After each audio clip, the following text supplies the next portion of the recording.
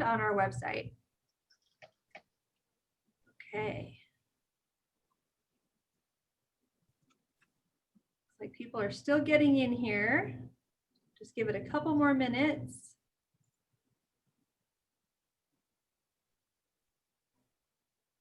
Thanks for joining us. Welcome. We're going to get started in just a second.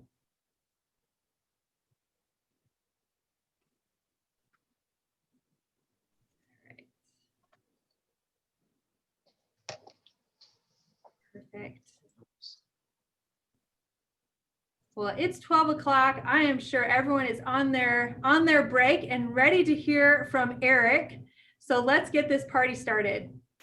My name is Lacey Niemeyer-John. I am the Director of Alumni Career and Professional Development. Thank you to all the alumni, students, faculty, staff that are joining us today for our Cats in the Corner office conversation with alumnus Erick Barbor. This Cats in the Corner office, this program is our online speaker series where we feature highly accomplished University of Arizona alumni and distinguished faculty and staff members. And it's presented with our partner, Arizona Bookstores, as well as the Alumni Career Lab. The Career Lab helps alumni navigate and manage their careers and build their professional networks. And for more information on our programming and upcoming events, you can visit arizonaalumni.com/career lab. And you can also follow us on Twitter at Alumni Career Lab. So since it is that time of year, don't forget to purchase your favorite Arizona gear by checking out Arizona Bookstores at shop.arizona.edu. You can also follow them on Twitter. Erick, our special guest, is actually modeling a shirt from the bookstore today. It looks fantastic. Thank you. And like I said earlier, today's conversation will be recorded and it will be archived on our website to access on demand. And after we have a short discussion with Erick, we will take questions from the audience. So be sure to submit your questions using the Q&A button on the bottom of your screen. So let's get started with a few highlights from Erick's career. Erick earned his undergraduate degree in finance from the Eller College of Management, went on to earn his MBA from Columbia Business School, and Erick is currently a team leader within the Office of the CEO as the Senior Director and Head of Strategy at Samsung Electronics America. In his role, he focuses on identifying new growth opportunities, business models, and competitive responses to the U.S. market. Erick is a versatile strategy leader with a proven track record of thought leadership and impact for senior executives of world-leading consumer electronics, technology, and media companies.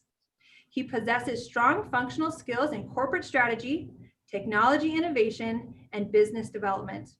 His career has enabled him to work in more than 11 countries, providing him with a unique perspective on international business. I also would like to add that Erick is a mentor in our Wildcat Mentor Society and is giving back to our Wildcat community in very meaningful ways. So we're excited. We're fortunate to have you, Erick. Thank you for joining us today. Thank you, Lacey. I'm very excited to be here with you virtually and be engaging with our Wildcat community. Perfect. Well, let's get started and dive into the interview and to learn more about your career and how we can maybe pull some of those little nuggets of information and apply them to our own careers. So the first questions I would love to dive into is really about your journey. Can you tell us about your career journey since graduating from the University of Arizona, and what are some of those key milestones that got you to where you are today? Yeah, gladly. A bit of a winding road, but happy to talk through some of those decisions along the way. The first role I took upon graduating was with a leadership development program with JP Chase, so a rotational program. And as part of my first rotation, I was with an element of the investment bank that assigned interest rates to home equity loans and packaged and sold these in the secondary market. So if you can imagine working there in 2005 to 2008, it was a very wild time.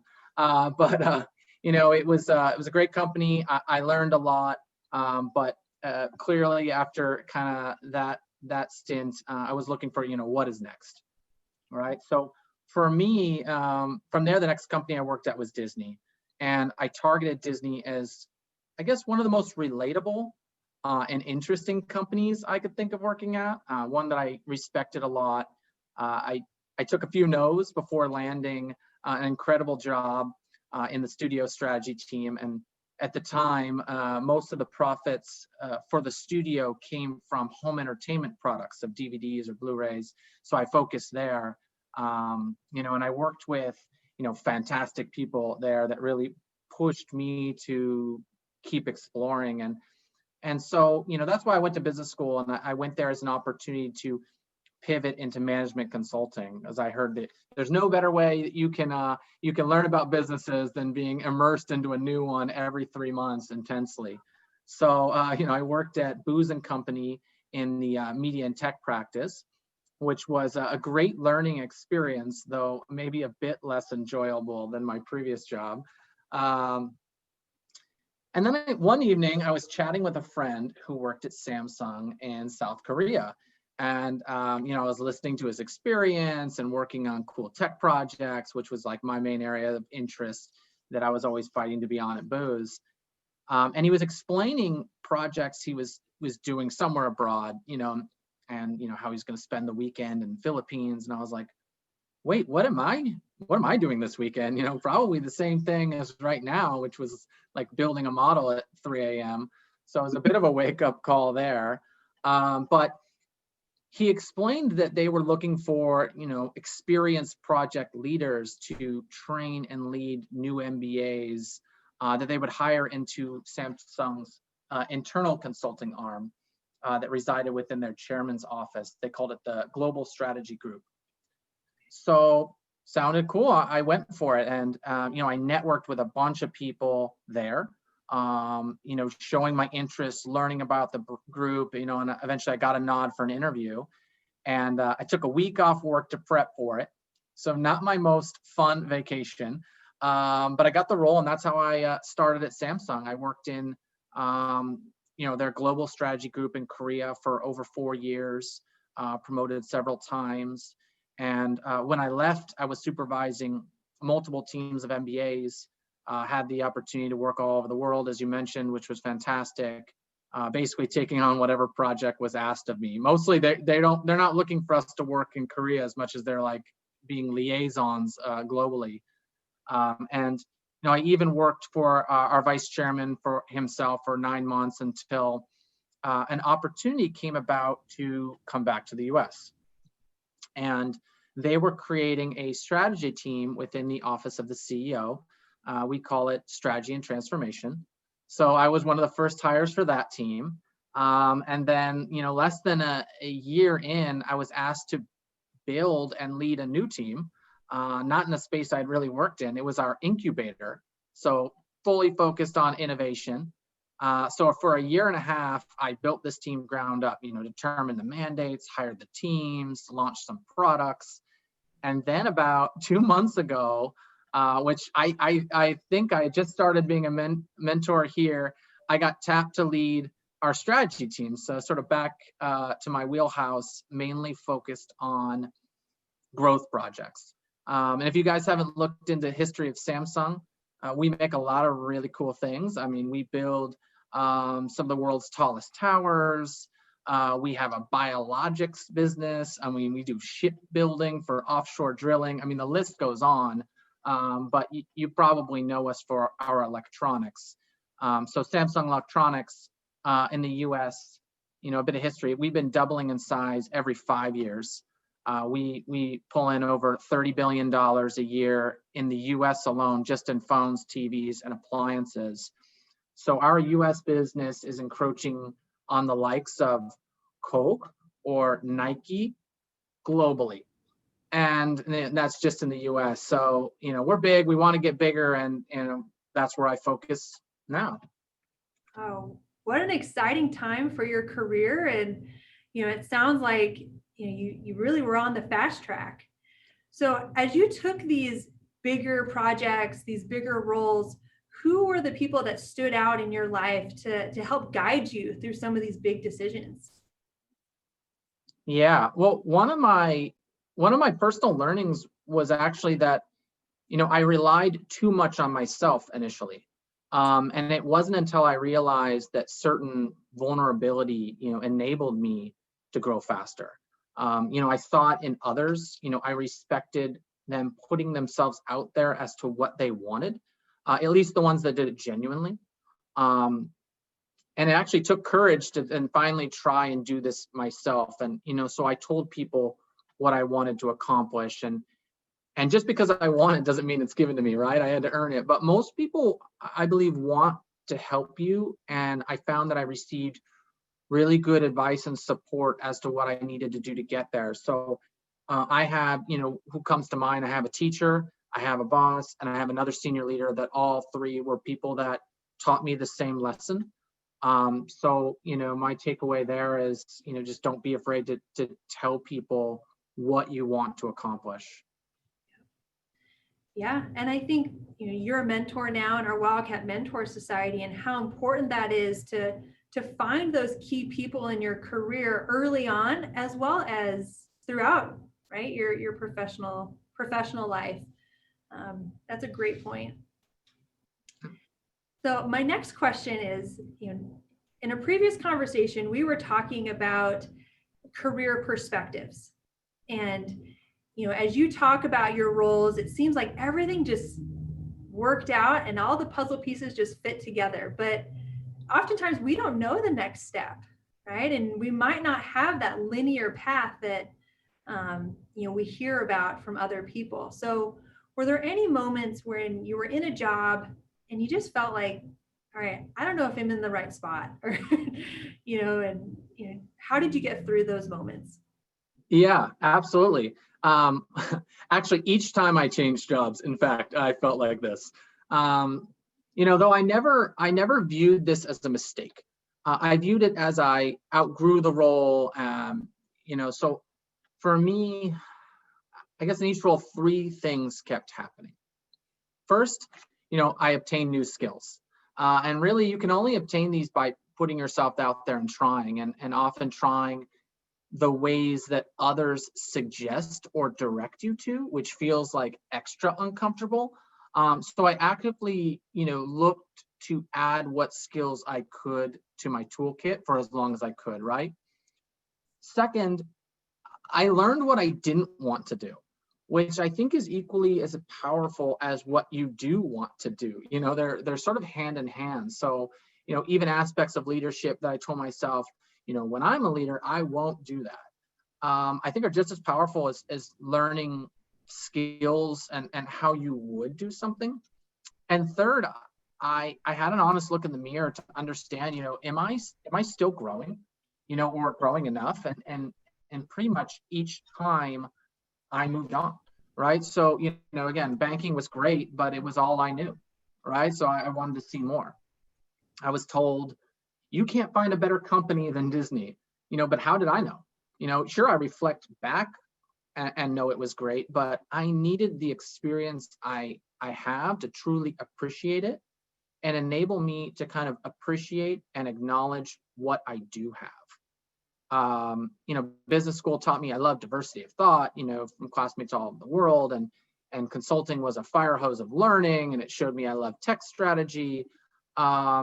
So, as for Samsung, I targeted it as a way not just to do more tech strategy or gain more diversity of thought, but to push myself, to keep pushing myself by immersing myself into a different culture. And that was definitely the biggest fire hose of learning. And, now I guess I'm in a role that is a bit less about learning, although I certainly do, but more about applying these skills to enable me to move up, which was my most recent goal. But, when the time comes, I think, when I think things maybe have just plateaued or whatever, I'll move on, right? So, it only looks good in the rear view mirror, and I I see a career as a backwards looking set of decisions that like you can make a story and look great, but at the time I'm just making the best decision that I can make in the moment. Right. And I love when you talk about that, because I mean, obviously you're a very confident person, but it does take a sense of courage to be able to make that type of statement of, you know what, I need to grow and I need to move on.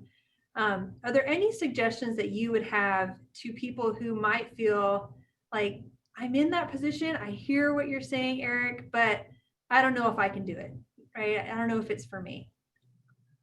Yeah, I mean, it's hard to take a leap, right?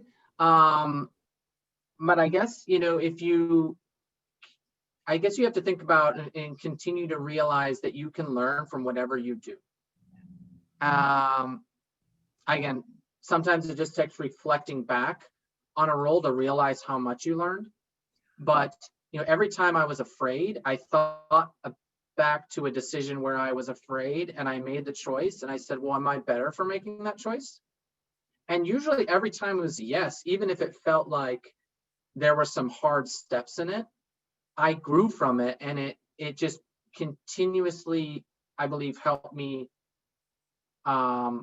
make more choices like that going forward. And I think it will keep helping me because I know it's going to be hard and I've like prepared for it. It's a shot in the arm, like, okay, this is going to sting, but I'm going to be better for it. Maybe that's too topical right now with vaccine talks, but bad example, use a different one. Yeah, that's the way I think about it. Well, and I think that's a true leadership mindset and that growth mindset. It's excellent. And thank you for sharing that. I want to move on to another topic. And this was a word that you brought up just recently. When we read your bio, it comes up all the time. And the word is strategic, right? You're a very strategic thinker. You work in strategic environments. So how does strategic thinking transfer to the many roles that you've had within your career? Yeah, well, I'll tell you how I approach each role, at least. I realized that strategy was just sort of understanding objectives and making decisions. And I'm sure there's better answers to this, but that's just how I see it. So what has allowed me, to be successful in this regard across a few roles is just spending a bit of time thinking about, like, what is it that my boss or the CEO or a client is really trying to achieve? Really understanding what they are trying to solve for or optimize. And I think, clarifying this can sometimes also help them ensure they have the right objective. So objective comes first, right? That's the first thing, because if you have the wrong objective, you're going to waste a ton of time going the wrong direction, right? And then from there, I guess the tools of the trade is I break it into pieces. There's a phrase I like that stuck with me. Think big, start small, move fast. And I feel like this applies to, so many things. People probably talk about it in the startup world or wherever, but certainly for the work I'm doing. So, after really nailing the objective, I leverage a hypothesis-driven approach to outline where I think the answers are. I don't really know, right or wrong. And then I say, okay, I'll determine the analysis I need to do to get the answers to these questions. Then I ask, well, what data I have or need to do to do the analysis, who I need to speak to. And then voila, like I have a work plan that I can sort of divvy out and give to people to get them marching behind. So even if these problems seem so big and daunting, they can be broken down into a game of inches. There's the movie Any Given Sunday. Al Pacino gives a speech exactly on that. And while there's a bit of profanity, I do recommend at least watching the speech. I guess the strategy tie really comes down to problem solving.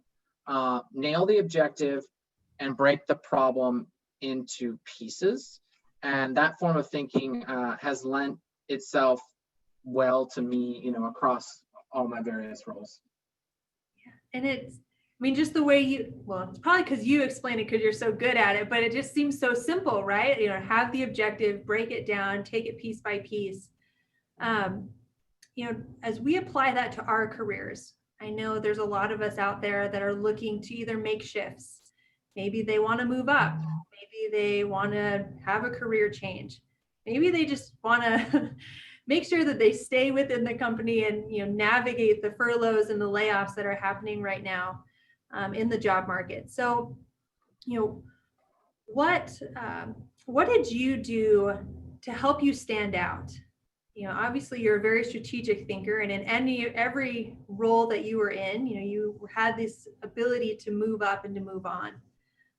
Was there anything intentional that you did in your roles to help you stand out between other applicants or other coworkers? Yeah, that's a good question. I'm not sure I have one silver bullet. There are people even, more successful, but I have been fortunate enough to be promoted in essentially all the jobs I've been in. And for me, I guess I'd break it down into three things. I'm going to keep coming back to three. Something about the consultant that I can't get rid of. But I guess first off, I don't treat anything like a job. I think it's a clear red flag. I'm in the wrong spot. I commit.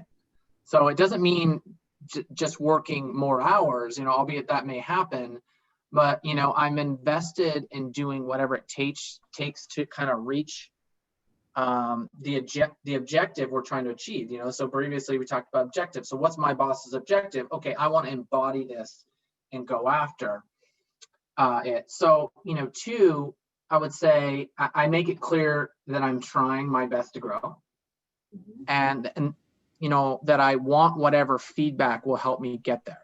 And I take it on the chin, I'm not defensive. And I actually do my best to act on it. But, I don't stress about being promoted, every day, that wouldn't be healthy. And then three, I guess the one thing I do stress on are the people around me. Am I treating them well? Are they better for working with me? Do I bring out the best in them? And while not every one of these relationships has paid me back, on the whole, it certainly has, and I think is led to my ability to move up and lead larger teams, or in my current case, a more experienced team. That's excellent. And when you're looking into your teams, you have this mindset of helping others, contributing. What do you look for when you're trying to build those teams, right? Is now you're not necessarily in the applicant's chair, you're in the hiring manager's chair. What are things that stand out to you when you're hiring people? Yeah. So I guess, functional skills are typically what enables a candidate to be selected, right? They're easier to understand. It's why most job descriptions kind of over-index on them. But for me personally, it's three things that are character-based. And, so I guess the first one is drive. Like, do you have the hunger, the energy? I think there's a book on it, some people refer to it as grit. Are you going to show up when I need you and go shoulder to shoulder with me to try to figure out something that's an unknown? Because many of the problems I tackle, like, I don't know how to do them always, I'm like, all right, we're going to figure this out together. And so I need people to be there with me to help figure this out. Two, are you proactive? Are you thinking what else you could be doing? Somebody that truly tries to embody the objectives and push the thinking, right? Not just do what they're asked, but like, hey, maybe there's something else we could consider. And it's like, yeah, that's how you kind of build off of that. So I'm looking for that, energy. And then lastly, it's like, are you action oriented? So at some point we need to make a call and not be, paralyzed by decisions. So, that there's a time for theorizing or strategizing, but then eventually there's a time for action. So, these aren't necessarily things that are really easy to see in a resume, but, they are what I hunt for when, I make a decision. I guess I would add one more thing because it brings to mind, when I was talking about this with my 3 mentees, so shout out to them. Gotta do my plug. Don't neglect your interests on your resume. I literally was looking at 5 resumes today and not a single person put their interests on it. And I was like, exciting. I typically, take a quick scan and then I read a resume bottom up. You're going to be spending a lot of time with these people. So you want to get to know them better and, see what interests them and see if they're really a good fit. Like some people call it the airport test. Like, can you sit in an airport with them stuck? And I do think that when you're writing your resume, put those in there because they could make for really good connections and conversation starters, which is really what the fit interview is about. Yes. Well, I love that advice. And especially as you talk about even how you were able to move up, it wasn't the hard technical skills that really set you apart. It was those soft skills. It was the ability to build the relationships or be accountable or know how to bear down, right? Yep. I love that. And I think all of us could apply those concepts no matter what our career is or where we are at in our careers. Excellent. Well, I also wanted to touch on, you're in technology, you work in technology. We've had this series within Cats in the Corner office this fall talking about the technical world and how do we help ourselves become or remain relevant and not become obsolete, even if we don't work in a technical role. And so, let's talk a little bit about creativity and how do we utilize creativity in our careers. So you're a manager, right? You're looking for new and innovative ways to expand your business strategies. How do you do that in your role? What does creativity look like for you? Yeah, that's a good question. Honestly, I'm constantly pushed on this. So obviously no one can stay ahead on everything, especially in the tech space, not a chance. So I think it centers on the approach you take. So I'll walk through what I mean by this. A more manufacturing driven approach centers around what can I build? Consulting firms preach capabilities driven strategy, usually translating into what can you do and do well? I get it. But I think that's an old way of thinking, in my opinion. End of the day, you need to solve for something the consumer cares about first. You need to address pain points, needs, passion areas. You need the consumer or customer lens in order to see, one, how innovation, or creativity can be applied to solve, this problem or need, and or I guess two, what innovation is lacking to solve this. And I think that's where some unlock and some value can sort of, be created. So coming back to your question, outside of encouraging, like my teams to stay up with areas of personal interest, which sort of keeps them energized, because I think if you're really interested in it, you're more apt to probably absorb it and dig into it. But I make sure that we constantly, start our projects from that perspective of the consumer, really focusing on and what they are trying, what we're trying to solve for them. It kind of creates the boundaries to be creative within, if that makes sense. So, in my business, at least, we don't praise creativity for creativity's sake or innovation for innovation's sake. That would be deemed a waste of money.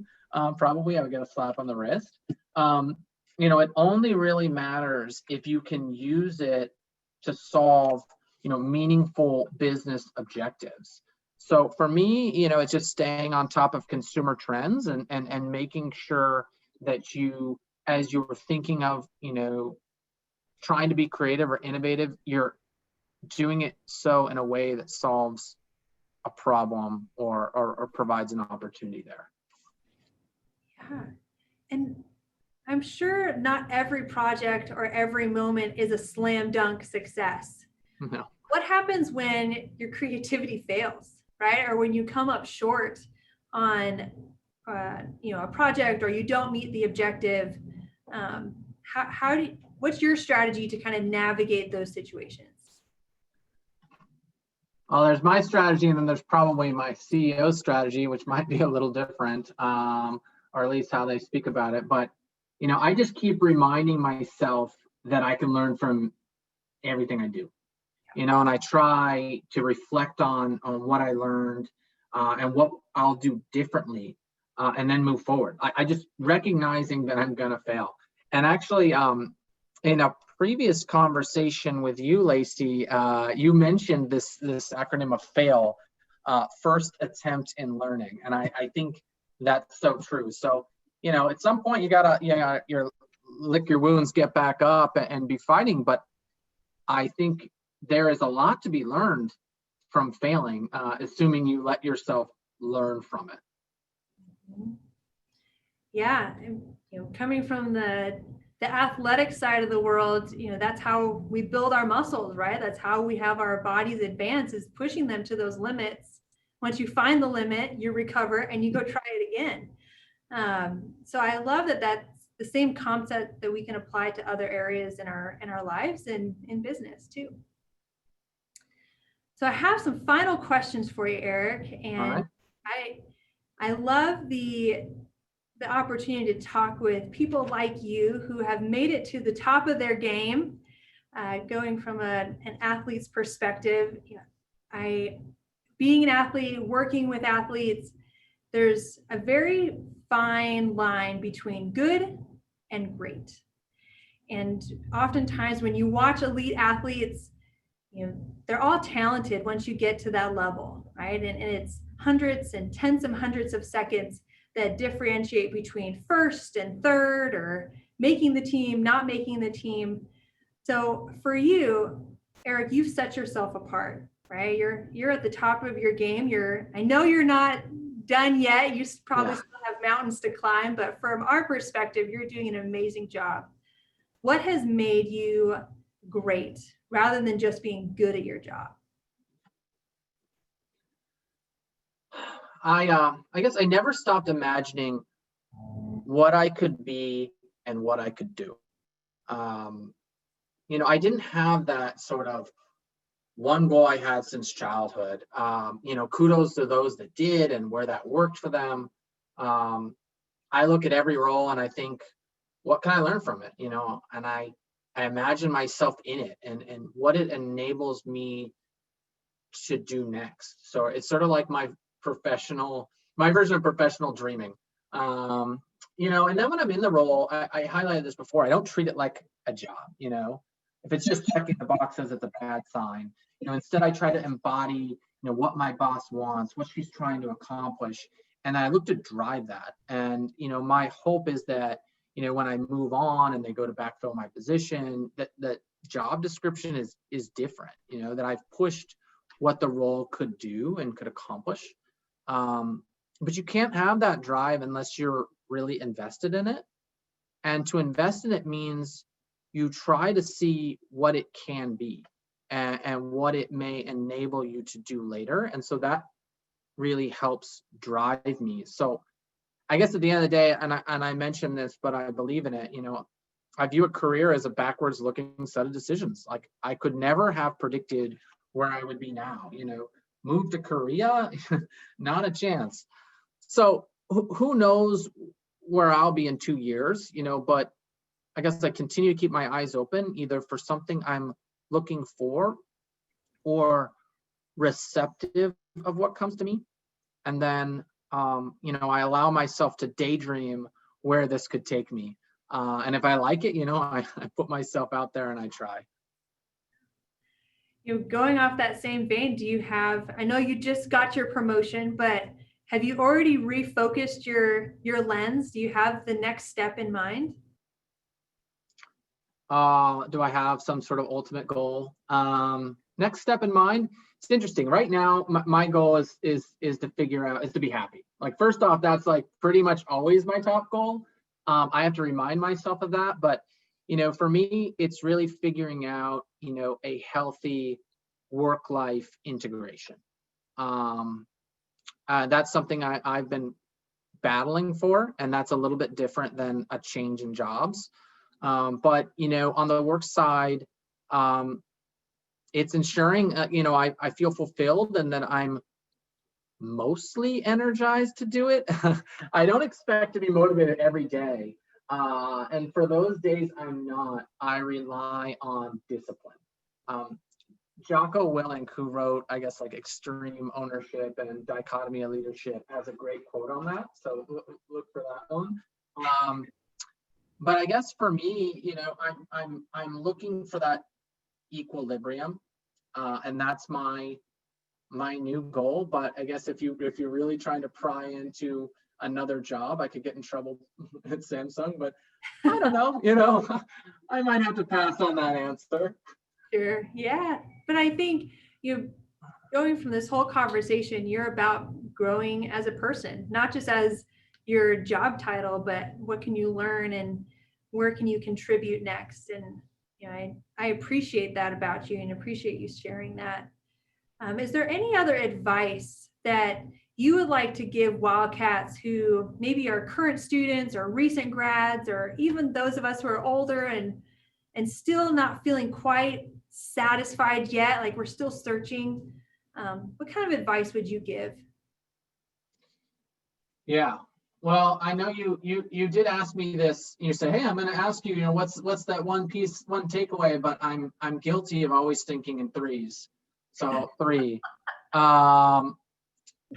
I guess it's almost a summary of what I've spoken about. Like, at first, keep imagining what you could be. It will help you to reflect on what you've learned, on what that could enable this, and what you could gain from doing this, and also, like, what skills or things you still need to do to get there. So that'd be the first one. Second would be to remember that you can learn from anything. And whether it's, again, new skills or even what you don't like or won't do when you're in that position in the future, you still benefit from it. And third, you got to put yourself out there. You can't grow unless you put yourself in challenging or uncomfortable situations. I guess what makes it challenging is what makes it matter. I love that. I love that. I don't know if you made that quote yourself. I did, but if it's out, there we Google go. Probably has it somewhere. No, that was fantastic. And always being open to that challenge and having the courage to take it on. That's definitely a takeaway. And we have some of these other key thoughts on the screen here. But that ends my questions. So now we're going to turn it over to the audience and see if there's any questions that you all have for Erick. The first one I see pop up here is, who or what had the biggest impact on where you decided to attend college?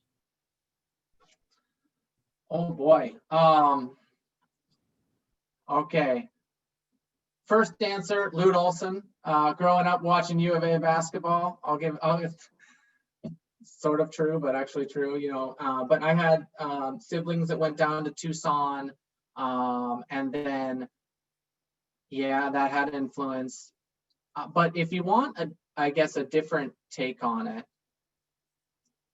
there was a friend of mine's father, and I've probably never told him this, so he doesn't even know. Maybe he's on, I doubt it, but it's one of those delicate things where another father giving someone's friend advice, it's like a fine line. But he was talking about, he was a doctor, kind of his great, the great things you can accomplish. And he was talking about it in light of U of A. His son was going there and how he was so excited for him. And I was like, oh, I can read between the lines. And it was just his inspiration.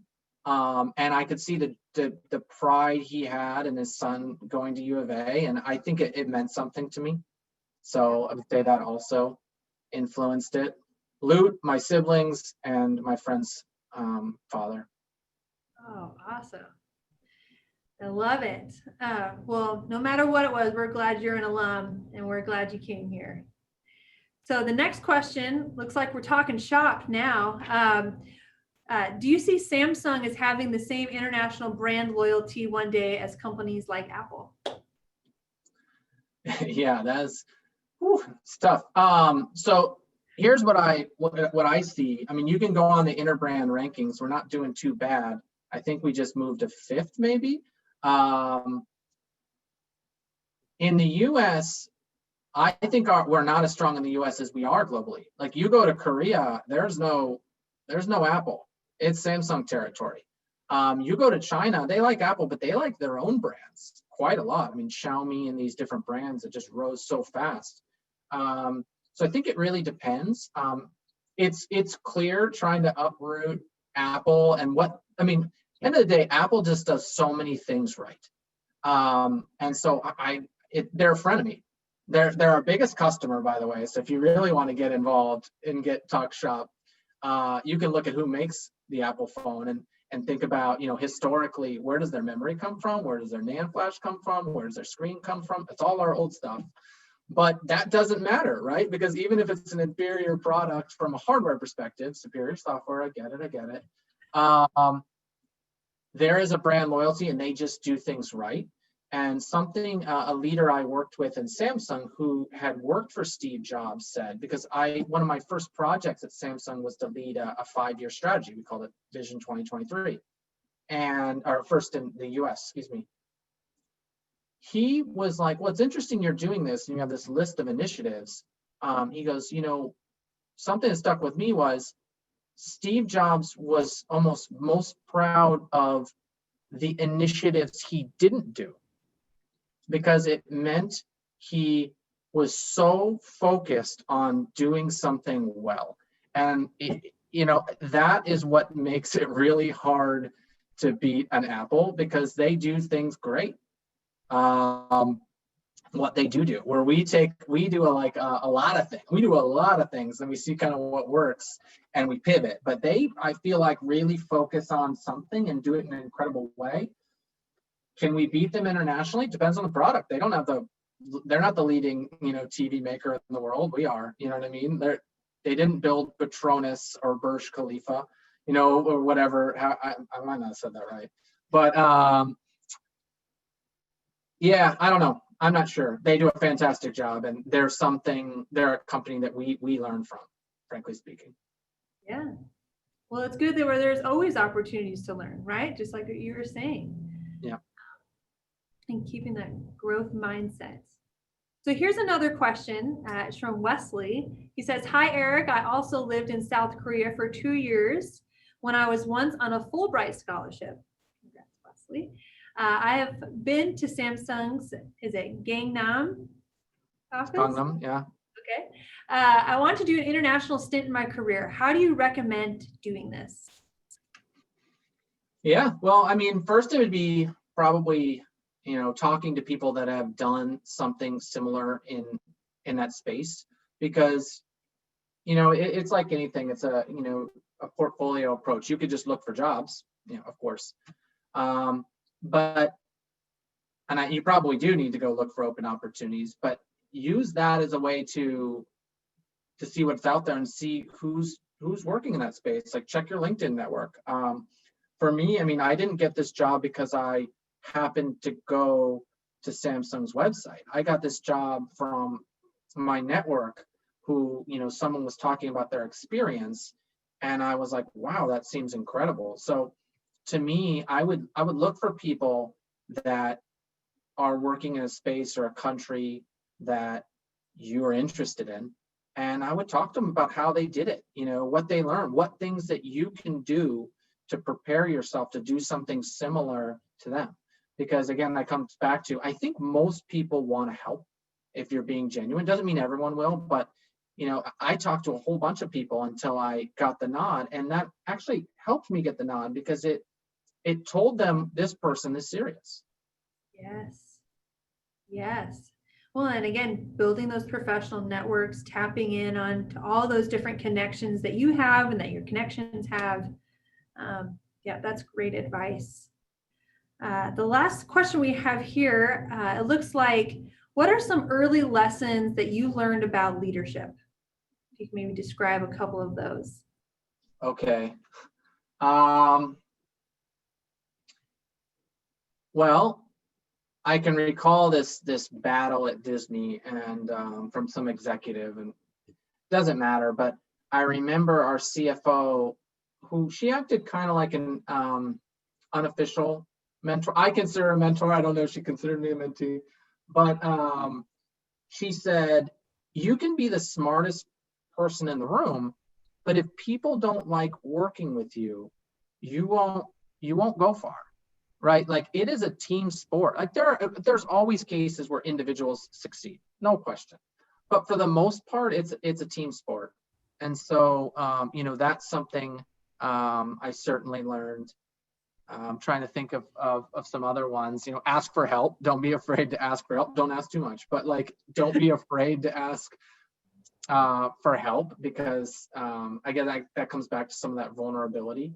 But you don't want to just spin there. You want to keep moving forward. So that would be another lesson I learned. Yeah. And, going back to just even sounds like from your leadership style, the ability to be open and approachable and to think outside the box, right? To be creative. Sounds like you definitely have those qualities and use those within your team as well. Try to. Yeah, we're all trying here. But Erick, thank you so much. I know you have a busy schedule, but we really appreciate your time, your willingness to share your thoughts and your experience with us. I know, I've taken some key points away, and I'm sure others have too. So we just really appreciate you taking the time. Yeah, it's been my pleasure. I'm glad to be involved, and I guess I'd be remiss if I didn't say bear down. Yes. Bear down and go Cats. And go Cats. Everyone on the call or live with us on Facebook Live, don't forget to sign up for future events. You can find them on the Bear Down Network as well as our website, ArizonaAlumni.com. And I will echo Erick again and say bear down and go Cats.